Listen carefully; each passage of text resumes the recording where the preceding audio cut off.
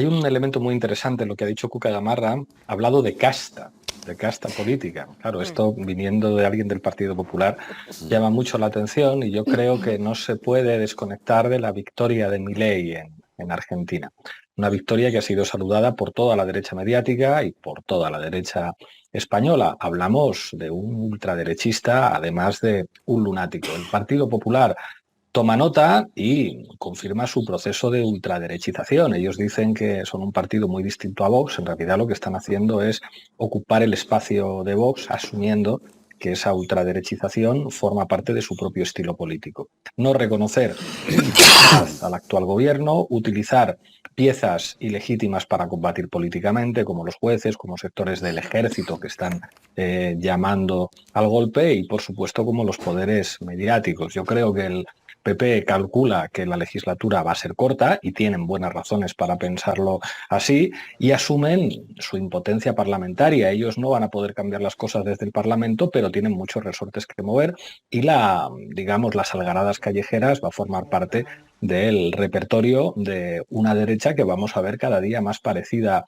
a Milei. El estilo Díaz Ayuso, que es la verdadera líder del Partido Popular, es el estilo que se va a imponer y creo que vamos a un escenario enormemente complicado porque ya no estamos en la fase de negociación de la investidura.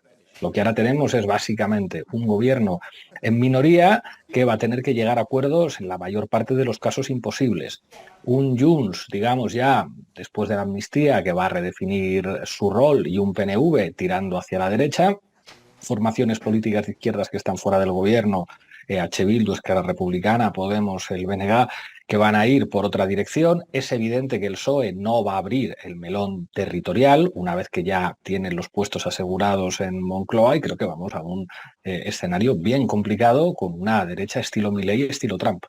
Lo que dice Cunillera está bien cuando te nombra alguien de tu partido, pero cuando tú estás en el Consejo de Ministros por una correlación parlamentaria de fuerzas, tú no le debes tu cargo a Pedro Sánchez. Al contrario, es Pedro Sánchez el que le debe su cargo de presidente del gobierno. En el BOE lo firma Pedro Sánchez, ¿eh? No a la... Sí, pero Pedro Sánchez no es presidente si Puigdemont no le presta a los diputados y por lo tanto Pedro Sánchez tiene que firmar un acuerdo que incluye la amnistía con la que nunca ha estado de acuerdo Pedro Sánchez. Es decir, cuando hay partidos diferentes, el fundamento de los cargos y los nombramientos nunca es la confianza, Teresa, es la correlación de fuerzas. Pedro Sánchez no confía en Puigdemont, ni Puigdemont confía en Pedro Sánchez no cree en la amnistía, firma la amnistía para ser presidente y esto lo sabe cualquier persona que nos esté escuchando ahora. Cuando hay un gobierno de coalición, se llega a una correlación parlamentaria y a partir de aquí es evidente que al PSOE nunca le ha gustado tener a Podemos dentro del gobierno. Esto es una evidencia. Ahora están mucho más cómodos con los ministros de Sumar. Pero yo creo que hay que dejar esto ya atrás. Es una realidad que Pedro Sánchez ha echado a Podemos del gobierno, pero con esto también está generando una nueva coyuntura política.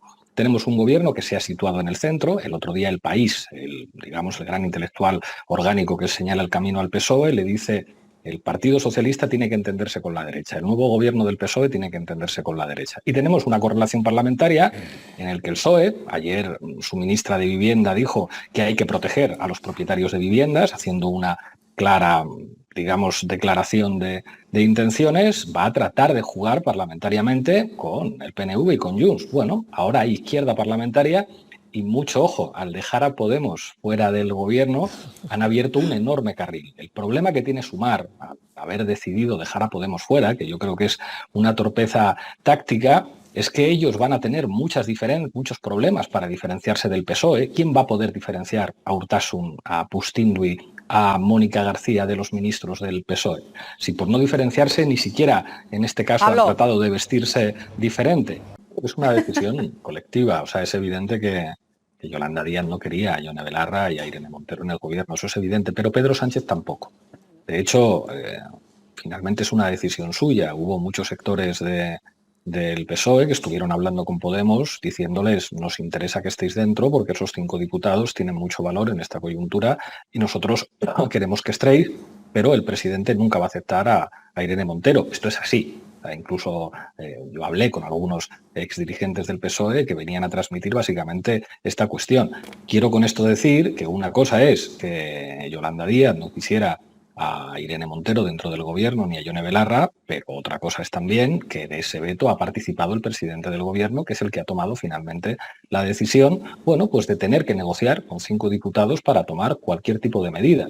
Claro, lo que le viene ahora a Pedro Sánchez es muy complicado. Para sacar adelante cualquier cosa, salvo que se alíe con el Partido Popular, que eso sería su muerte. De hecho, si pactan con el Partido Popular la renovación del Consejo General del Poder Judicial, que yo creo que no va a ocurrir en ningún caso, creo que eso es el fin de Pedro Sánchez, para pactar con el bloque de investidura, ahora no solamente tiene que ponerse de acuerdo con Puigdemont, con Oriol Junqueras, con Arnaldo Otegi, tiene que ponerse de acuerdo también con Yone Belarra.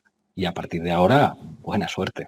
Esto es así. Vale. Y creo que esta va a seguir siendo una realidad.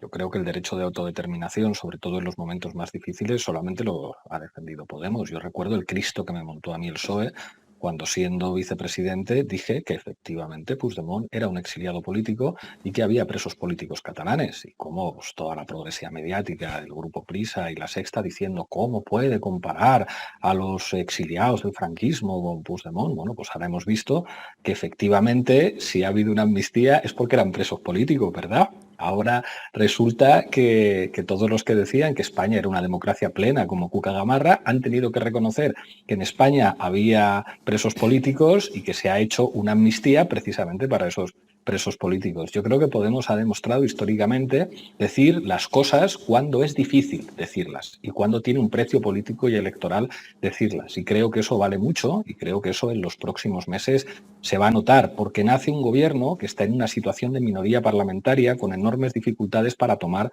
cualquier decisión y llega a una fase electoral y va a ser muy difícil, pues, qué es lo que va a poder decir el gobierno en un contexto electoral en el que ¿qué van a decir? Que viene Vox. Cuando lleguen les eleccions europees, què van a dir? Sí, situem eleccions europees el 9 de juny, però també en les gallegues, les d'Euskadi pendents. Las europeas, ¿qué van a decir? Que viene Vox. Es que esas elecciones pueden ser una tragedia para el gobierno.